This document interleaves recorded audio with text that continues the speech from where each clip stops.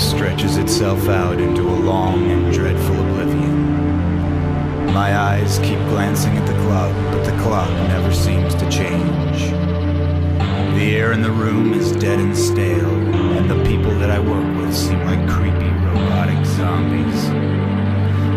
I get sick to my stomach as I watch them gossip and grow and go through the same old motions. I hate the thought of being there and being one of them and being around their pathetic little minds. If I were a real man, I'd get smart and get the hell out of there. But I stay in the shit like the swine that I am, and I continue to plow through the muck and the mud. Just a little piggy in a big-ass rat race. A loser with a dumbass job. If I had the balls, I'd make every single one of these fuckers know just how boring and meaningless this shit really is. Putting money in the boss's pocket while we sit here and struggle our asses off just to get by. Just to survive on our shitty little paychecks. If I were a real man, I'd stick a gun to my boss's head and I'd let him know the truth about what a dirty, rotten, scum-sucking bastard he really is. I'd have him climb onto his desk, put a rope around his throat, and I'd make him choke out the last stinking breath of his ungodly soul. His wretched and miserable and merciless waste of a soul. But no! I sit here and I bow down and I kiss the feet of the dirty rat who employed me.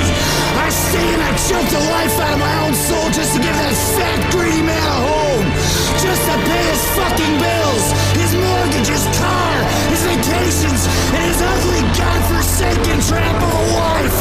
If I were a real man and had any balls at all, I'd quit my job and get the hell out of here as soon as possible.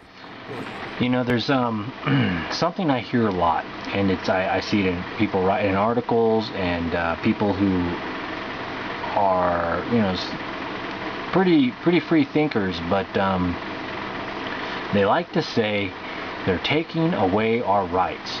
They're taking away our rights.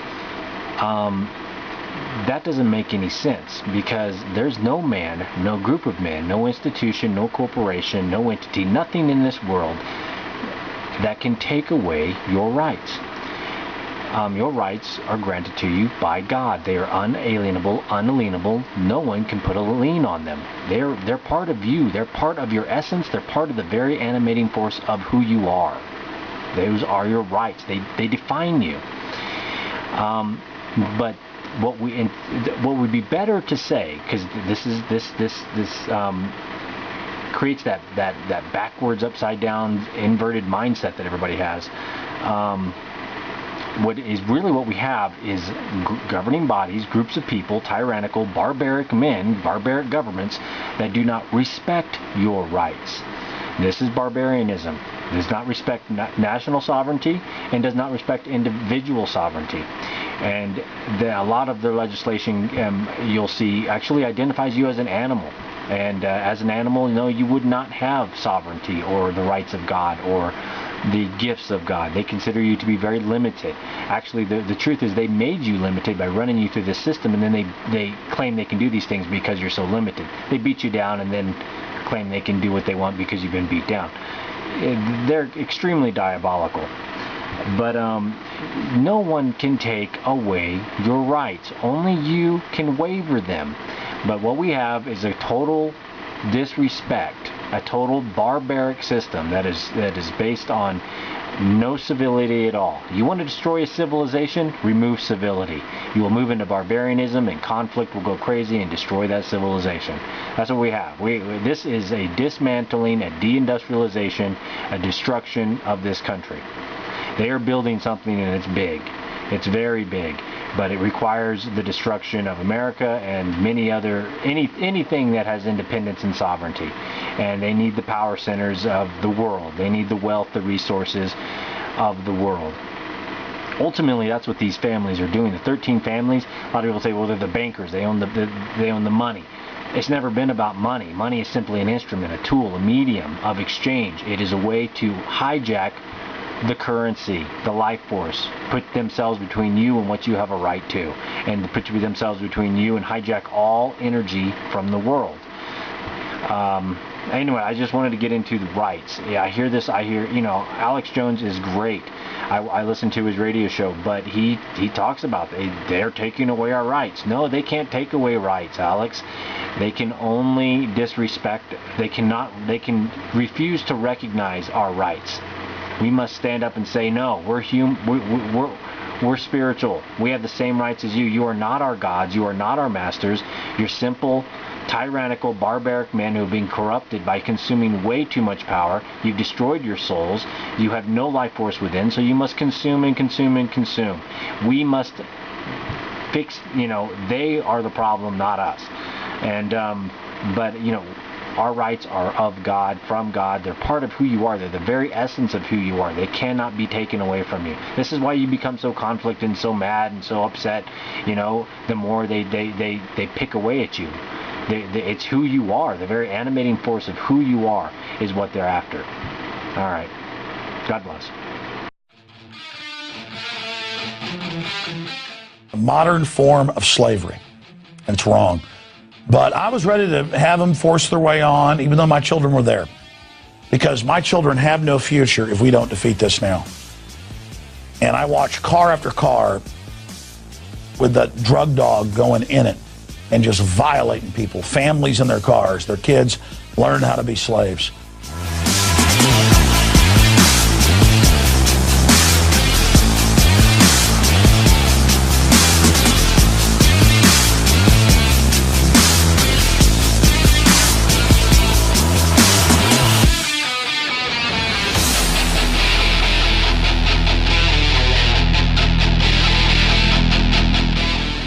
You mind if I come on board and look at everybody, make sure?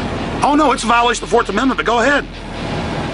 What if the Bill of Rights was just a piece of paper that the government could avoid whenever it claimed the need to do so? What if the same generation, in some cases the very same people, that drafted the United States Constitution enacted laws that violated it? What if the merchants and bankers who financed the American Revolution bought their way into the new government and got it to enact laws that stifled their competition?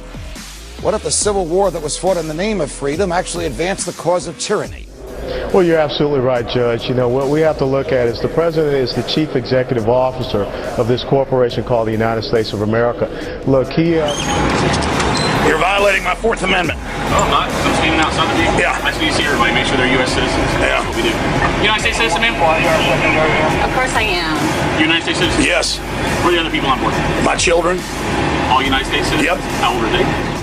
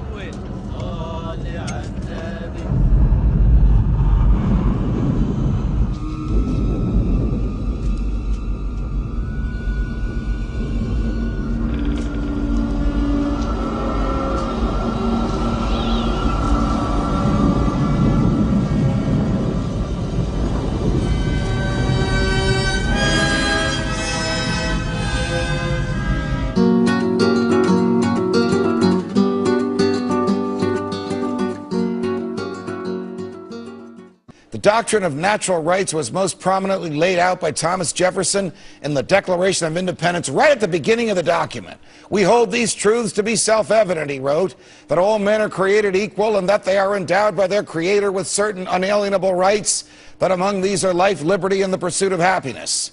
This is probably the most famous phrase in the English language.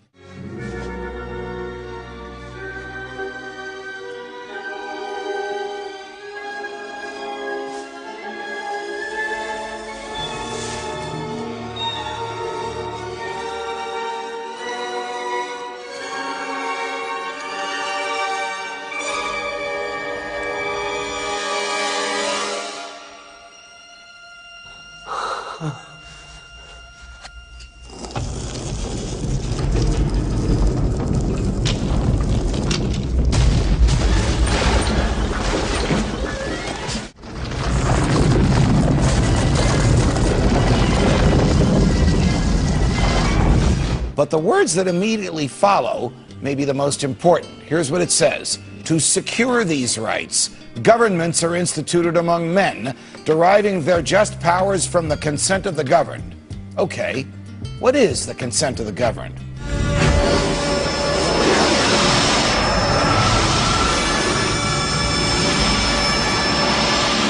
The Declaration of Independence talks about government receiving its just powers from the consent of the governed.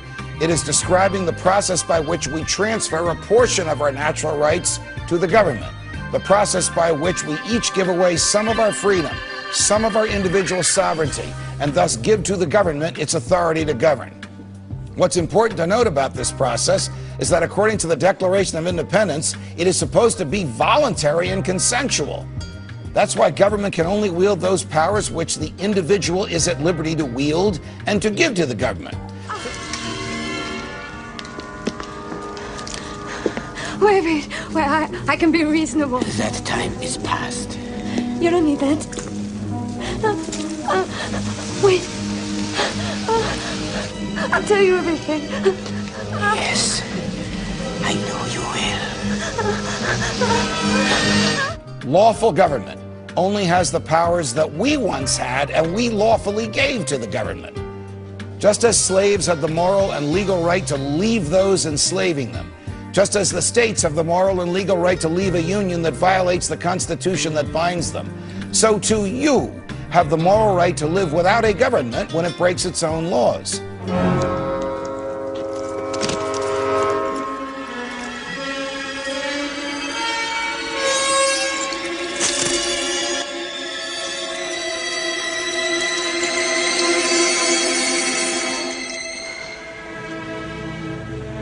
Did you freely consent to this? I don't know anybody who did. So since none of us consented to the Constitution, either the government stays within the confines of the Constitution, or we can ignore or change the government.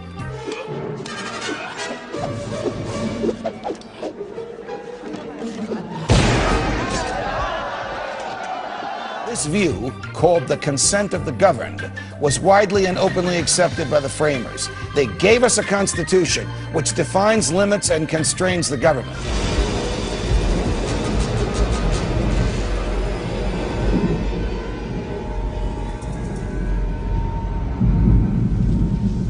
Snakes. Why did it have to be snakes? This is why adherence to the Constitution by all government is so crucial to preserving and retaining our freedoms.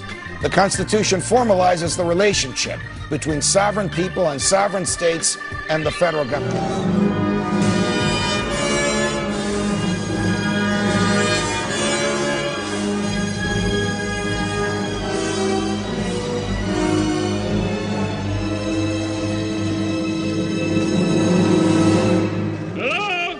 When the Constitution is ignored, so is our sovereignty. And if we can't avoid a government to which we never gave consent and which violates the Constitutions, so will our freedoms be ignored.